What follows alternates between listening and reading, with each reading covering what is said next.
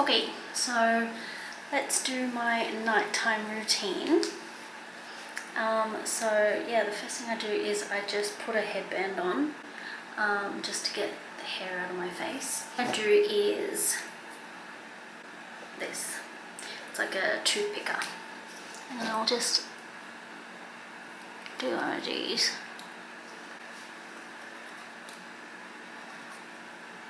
And then I'll go in with a second floss.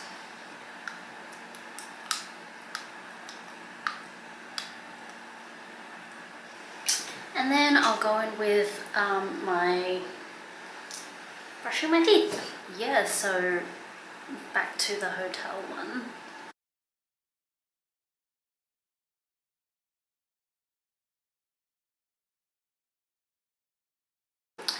So what I put on my lashes to help the mascara come off easier is this kind of like melting mascara, all day super melting mascara remover. And I'm telling you, this is so good. So I just put it on my, yep, rest on my brows. And I will use a cleansing balm. I'm using this one from Dr.Althea, and it's a twist one. So I'll just twist that much.